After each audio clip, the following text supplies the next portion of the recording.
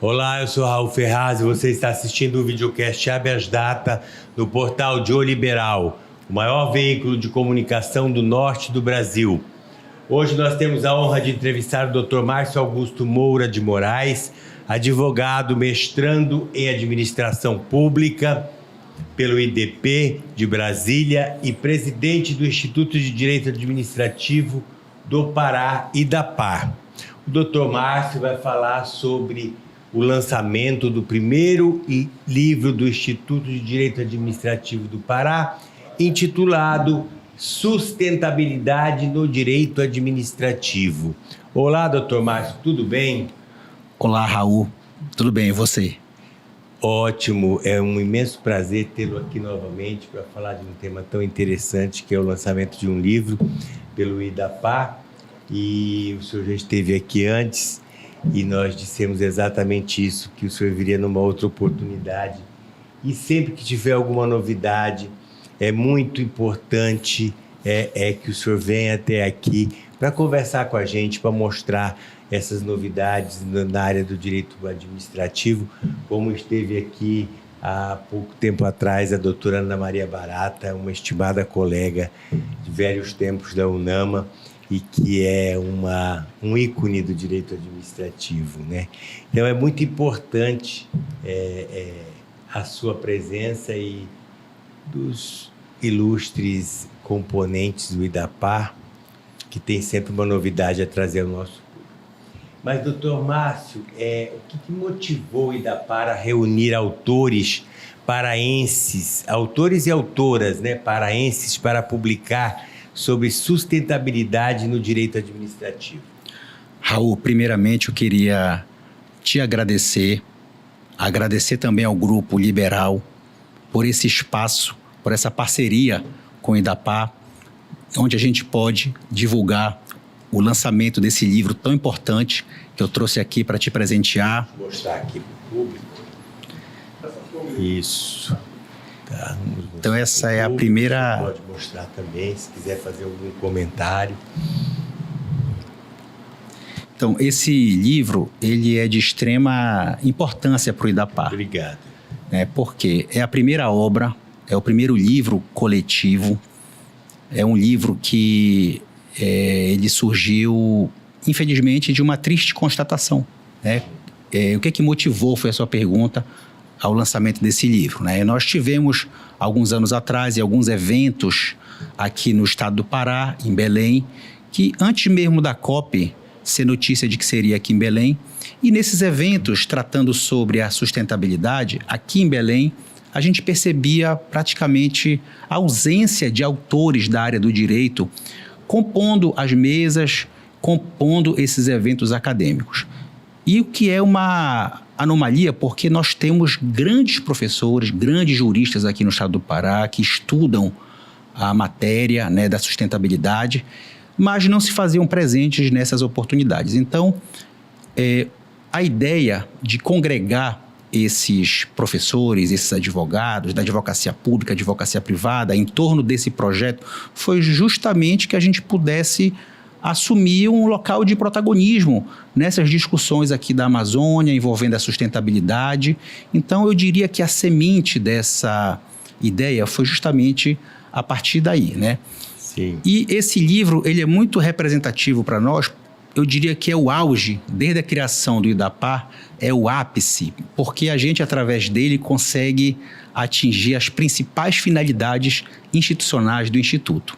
Primeiramente, nós estamos congregando os autores paraenses da área do direito dentro de um projeto, dentro do IDAPAR e dentro desse livro. Então, a primeira atribuição institucional do IDAPAR, que a gente conversou naquela outra oportunidade que eu estive aqui, é justamente congregar os administrativistas, né? Em segundo lugar, o IDAPAR, ele tem um braço forte, que é a difusão do conhecimento em direito administrativo. Então, se trata de uma obra acadêmica, né, de elevado nível qualitativo, onde o IDAPAR, ele entra nesse ambiente e dá uma contribuição para a comunidade acadêmica, jurídica, para o sistema judicial aqui do estado do Pará, e em nível nacional também. Claro. E atinge também a finalidade da difusão do direito administrativo, né?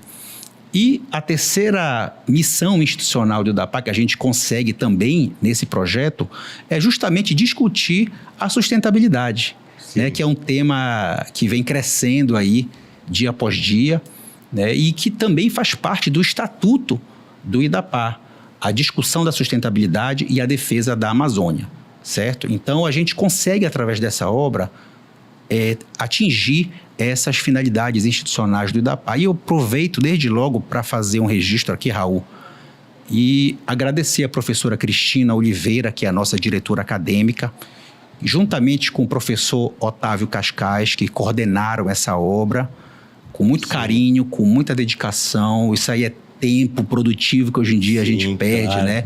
E resultou nessa bela obra que surpreendeu, inclusive, as nossas expectativas, e também registrar a importante parceria com a editora Fórum, que é uma editora no Brasil na área do direito público, que sem dúvida é uma das principais hoje no Brasil.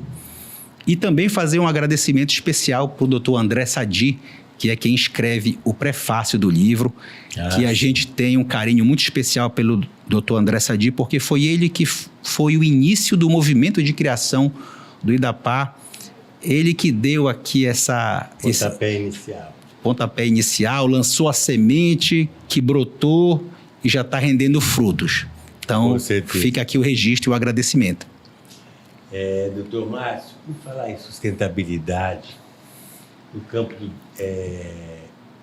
e por que falar em sustentabilidade? Desculpa, gente, que eu estou com a garganta meio... Por que falar em sustentabilidade no campo do direito administrativo? Essa conexão, ela é ainda um pouco discutida? A acepção da sustentabilidade, ela esteve muito tempo fortemente atrelada à noção de meio ambiente natural, certo? Só que o meio ambiente natural não é o único meio ambiente tutelado pela nossa Constituição. Claro. Nós temos o meio ambiente natural, temos o meio ambiente artificial, temos o meio ambiente cultural, temos o meio ambiente do trabalho, certo? Então existem... a dimensão do meio ambiente, ela é maior do que o meio ambiente natural. Então, a sustentabilidade, ela foi ampliando os estudos e o alcance sobre a sustentabilidade, além da dimensão estritamente natural. Então, a gente tem a acepção da sustentabilidade do ponto de vista social, do ponto de vista ambiental, do ponto de vista econômico. São todas acepções que foram crescendo em torno da sustentabilidade. Incorporando, né? Exatamente. A partir do momento que vai crescendo, né, a visão sobre sustentabilidade, vão aparecendo as... Exatamente. Eu me lembro muito bem do saudoso professor Edson Franco, eu acho que talvez há uns 20 anos atrás, na UNAMA, numa palestra, né? O questionamento era exatamente esse. Ele tomou o microfone e falou: todo mundo fala em sustentabilidade para cá, sustentabilidade para lá. Era um tema ainda muito novo, né? E que começou a se falar muito em sustentabilidade. E ele perguntou para um auditório de professores: mas o que é sustentabilidade, né? E aí todo mundo ficou calado, olhando. Ele disse: pois eu acho que a gente precisa antes definir o que é sustentabilidade para depois falar tanto em sustentabilidade. É claro que hoje a visão não é mais essa, já se tem uma definição clara, mas há 20 anos atrás isso era um tema novo e ainda é um tema novo hoje, porque com 20 anos para o direito é um tema absolutamente novo. Exatamente. E Raul, me permite só uma parte. Claro. Essa ampliação, ela continua acontecendo. Sim. Então, tem diversos autores mais contemporâneos, como, por exemplo, o professor Juarez Freitas, que ele defende mais duas dimensões da sustentabilidade: a dimensão ética e a dimensão política.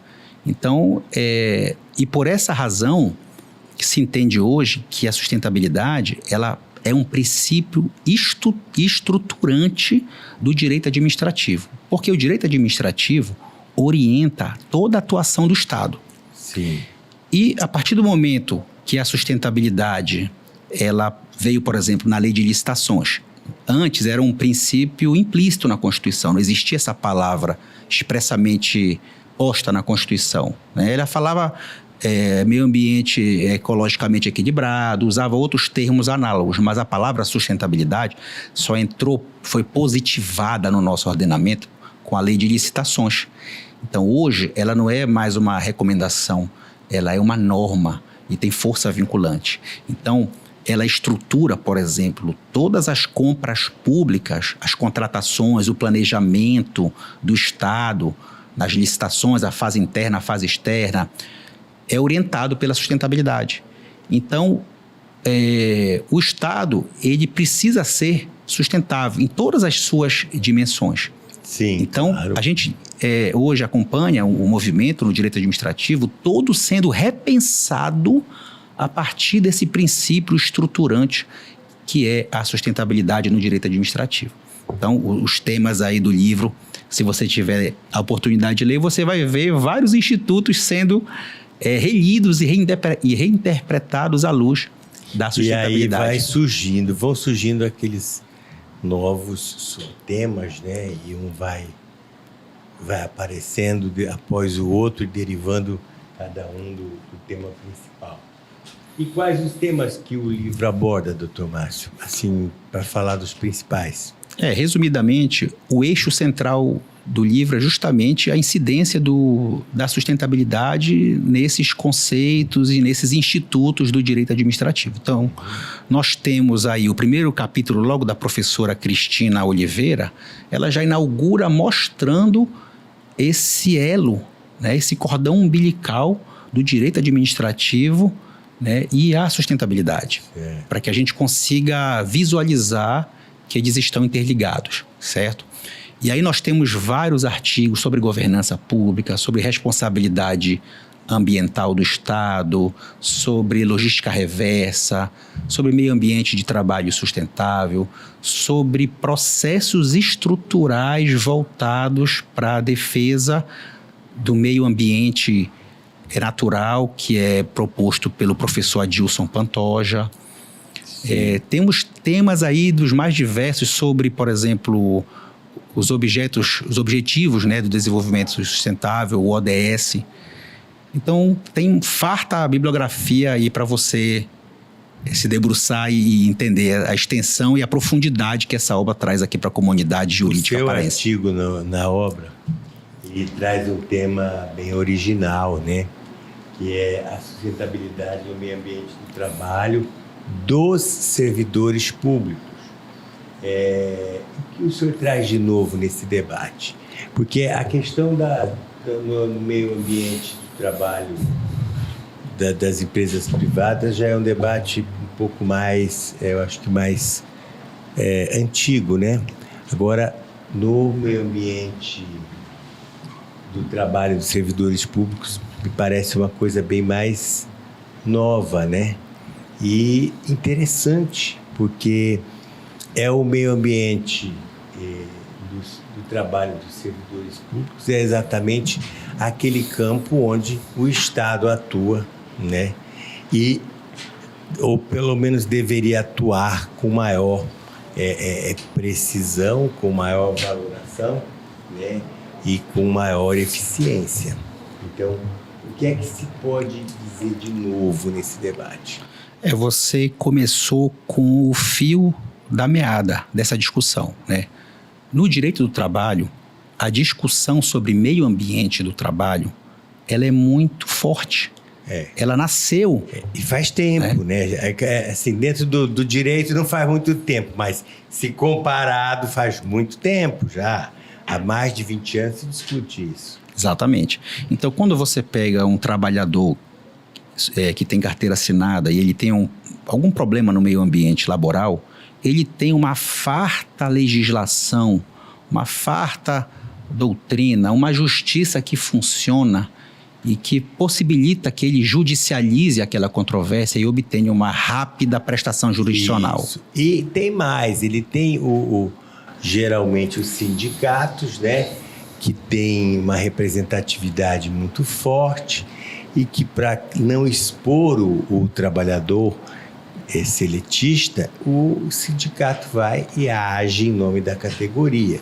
Olha, o meio ambiente de trabalho não está bom, está insalubre, está com problemas, os móveis não são adequados, enfim, uma série de coisas aí que pode acontecer. Já no meio ambiente, no Estado, do funcionário público, né, do servidor público, isso já é diferente. Não se tem o servidor público não tem toda essa força e essa justiça do trabalho por trás, Ministério Público do Trabalho, dando todo esse amparo, né? Exatamente. Então, quando você pensa no empregado da iniciativa privada, né, ele tem toda essa facilidade de acesso à justiça. Quando você pensa no servidor público, que tem, por exemplo, um problema no ambiente de trabalho, a coisa já é um pouco diversa, tá? E eu te afirmo isso porque trabalho na defesa de agentes públicos. Então, quando a gente recebe algum caso, por exemplo, de assédio moral ou qualquer problema associado ao meio ambiente de trabalho do servidor público, a gente tem muita dificuldade, né? Primeiramente porque as normas do trabalho na CLT, existe um dispositivo que diz que elas não se estendem aos agentes públicos. Por quê?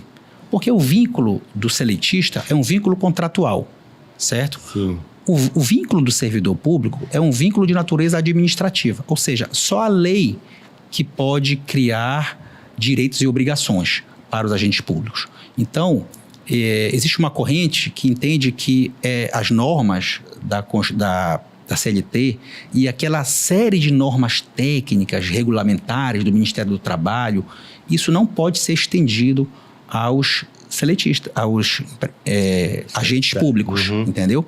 Então, a nossa pesquisa partiu dessa premissa. Já que eu não posso aplicar essas normas regulamentares aos agentes públicos, o que eu posso aplicar a eles? Então, a nossa pesquisa começou na Constituição Federal. Como a gente disse há pouco, na Constituição Federal, não é só o meio ambiente natural que é tutelado. Sim. O meio ambiente do trabalho, ele é expressamente tutelado no artigo 7º, que é um direito social. Ele é tutelado lá no artigo 200 da Constituição, que trata do Sistema Único de Saúde, e pelo artigo 225, certo? Que fala em meio ambiente equilibrado, certo? Então, nós temos a Constituição, só que são normas genéricas, são normas generalizantes, que não, às vezes, têm aquela força cogente e impositiva que deveria ter, tá? Aí nós pesquisamos as convenções internacionais que o Brasil é signatário sobre direitos humanos e que ingressam no Brasil com força de norma constitucional, tá? Sim.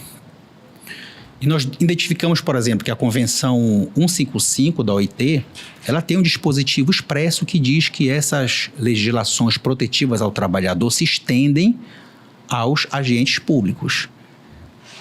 As demais normas, elas falam apenas genericamente, não tratam de agentes públicos. Então, quando você vai judicializar uma questão, por exemplo, aí a justiça chega, não, mas essa norma aqui não se aplica ao seu caso. Você tem lei específica, como servidor público, como agente público. Então, você tem que fazer uma construção para tentar trazer as normas dos empregados seletistas para a realidade do serviço público, que acaba não encontrando guarida, muitas vezes. Sim. Isso dificulta muito o acesso à justiça. Além disso, né, a gente cita, por exemplo, o problema da justiça que vai processar e julgar a causa. Então, nós temos uma súmula do TST, que é a súmula 736, que ela diz que a Justiça do Trabalho ela é competente para processar e julgar todas as demandas da relação de trabalho. Então, tem alguns que entendem que dentro dessa súmula está aí albergado as demandas dos agentes públicos. Pra você ter uma ideia como a questão é controversa, ela chegou no STF, o ministro Alexandre de Moraes entendeu que era competente a seu trabalho, e o outro ministro, que foi, salvo engano, o doutor André Mendonça, ele entendeu que não era competente ao seu trabalho, que a competência para processar e julgar as demandas é da justiça comum, né, da justiça estadual, né, ou federal. Então, para você ver, isso foi definido só em 2023. Foi justamente quando eu estava no curso da pesquisa que sobreveio esse julgamento. Então, para você ver que até na alta cúpula do Poder Judiciário é uma questão que é dividida, né, entre os próprios ministros. Mas o fato é que hoje, de fato, prevaleceu o entendimento de que a justiça competente para processar e julgar é a justiça comum, certo? Então, eu estou citando apenas algumas das dificuldades que os agentes públicos têm ao buscar a tutela do meio ambiente de trabalho. E tem mais um ponto. A tutela, na nossa cultura jurídica, ela é da tutela da saúde física. E nós estamos cada vez mais numa sociedade, né, aí regida pela pós-modernidade, pela tecnologia, né, e que cada vez mais os problemas psicossociais são uma realidade, tanto na iniciativa privada como no serviço público. E vão aparecendo, né, coisas novas que o legislador não conseguia imaginar, nem, né? Então esse trabalho tem que ser feito em cima de doutrina, de jurisprudência, dessas novas situações que vão surgindo. Exatamente. Então o que a gente está propondo no artigo é que seja feita uma lei específica, certo? Uma norma geral pela União que possa minimamente apresentar essas normas básicas para a tutela da saúde física e psicossocial dos servidores no Brasil. E tem mais um ponto importante. Quando você pensa no serviço público federal, é um serviço público mais aparelhado, com uma estrutura, uma envergadura muito grande. Então, é natural que os ambientes sejam mais bem planejados, mais bem estruturados. Aí, quando você vai descendo, né, para o estado... O negócio vai ficando pior para o município. Vai ficando pior. E quando chega lá no município é que a coisa pega, né? Que os recursos já são muito escassos. Então, você imaginar um município fazendo programa de saúde mental para servidor é algo que pode ser um pouco distante, né? Mas que é uma realidade muito premente, porque a gente tem que cuidar de quem cuida da sociedade. É verdade. Na sua opinião, qual a importância do lançamento deste livro para a comunidade jurídica paraense, sobretudo no ano da COP30? Eu acho que esse livro ele chega num momento muito importante, que é um momento em que o mundo está olhando para o Brasil, está olhando para o Pará, está olhando para a Amazônia e para Belém, né? Sim. Então, esse livro, ele vem é o primeiro livro que eu tenho conhecimento de autores amazônicos. E por que eu digo amazônicos? Porque, além dos paraenses, nós temos colegas do Amazonas, Dr. Fábio Bandeira de Mello, que inclusive escreve em coautoria comigo o artigo. Temos colegas lá de Rondônia e outros estados. Então, eu diria que não é um livro apenas do Pará, de Belém, é um livro de autores amazônicos, escrevendo sobre a nossa realidade, a partir da nossa perspectiva. Então, essa COP, vindo para cá, para Belém, ela é muito simbólica, para que o mundo veja a realidade, né, que a gente está inserido aqui na Amazônia, as desigualdades sociais, os problemas de saneamento básico. Então, eu acho que as pessoas que residem aqui, os estudiosos que nós temos aqui de sobra, também podem contribuir de forma qualitativa com todos esses debates, entendeu? Como a gente conversou no início da conversa. Então, o IDAPAR, ele tenta congregar esses profissionais, apresentar para a comunidade jurídica, tentar assumir um protagonismo nessa pauta aqui da Amazônia. E a gente sabe que um muro se constrói tijolo por tijolo, né? Claro. Então, talvez seja o primeiro tijolo aí dessa construção que o IDAPAR está trazendo aqui para a nossa comunidade. Com certeza vem muitos outros depois. E quando será o lançamento, doutor Márcio? Quando e onde, né? Para que os nossos telespectadores possam saber. Provavelmente o lançamento vai ser no dia 17 de junho, que é uma terça-feira. Tá. Por que provavelmente? Porque nós estamos ainda aguardando uma agenda aqui do município de Belém que vai nos ceder, provavelmente, um espaço público, cultural. E a gente está só aguardando essa resposta. E assim que a gente tiver, eu sugiro a todos que acompanhem lá no Instagram do IDAPAR, a gente vai divulgar, como ainda tem um mês pela frente, né? A gente vai divulgar com antecedência aí para todos tomarem conhecimento. E tem algum outro evento do IDAPAR que já está agendado, que já está formulado, possa acontecer aí nessa agenda do Instituto? Tem sim, são eventos muito importantes, né? Além do lançamento do livro no dia provável, no dia 17 de junho de 2025, nós vamos fazer no dia 11 de agosto de 2025 um seminário em parceria com o Ministério Público do Estado e a CEAF, que é o Centro de Estudos e Aperfeiçoamento Funcional do Ministério Público. Em parceria com o IDAPAR, a gente vai realizar um seminário aqui sobre a lei de licitações e a lei de improbidade administrativa. E vai discutir. Nós vamos discutir os enunciados que foram aprovados na jornada de Pirenópolis, que foi sobre a lei de improbidade, e na jornada de Vitória, que foi sobre a lei de licitações. Queria até pedir uma parte, já para fazer um agradecimento também ao Ministério Público do Estado, na pessoa do Procurador-Geral, doutor Alexandre Torinho, e na pessoa do Diretor-Geral da CEAF, que é o doutor Edivaldo Salles, que fizeram um termo de cooperação com o IDAPAR. Com certeza é uma ponte muito importante, dentre as outras que o IDAPAR está construindo, para que a gente consiga trazer, né, esses eventos para Belém, eventos qualitativos que vão capacitar a nossa comunidade local aqui também. E também registrar o agradecimento ao IBDA, na pessoa da presidente Cristiana Fortini, que já confirmou presença aqui nesse evento, assim como o vice-presidente do IBDA, que é o professor Rodrigo Valgas, e outros pessoas aí. E eu espero que o senhor traga, o senhor venha, ou o senhor traga alguém para falar desse evento quando ele acontecer, logo após ele ter acontecido, e do que ficou decidido, para que a gente possa dar o destaque aqui no Habeas Data sobre esse evento. E agradeço. E também teremos em 9, 10 e 11 de outubro o Congresso Brasileiro de Direito Administrativo, que vai acontecer em Belo Horizonte, em comemoração aos 50 anos do IBDA. Então é um congresso aí de grande envergadura, vai ser um mega congresso, né? Provavelmente o maior de todos, né? Porque é uma data muito simbólica. Os paraenses aqui estarão representados lá, vai uma delegação aqui de Belém para o congresso. Eu vou participar de um painel, estarão na Barata também, participaremos de painéis. Ela tinha comentado comigo sobre esse evento e eu até disse para ela, quando estiver próximo, venha para a gente falar detalhadamente, divulgar.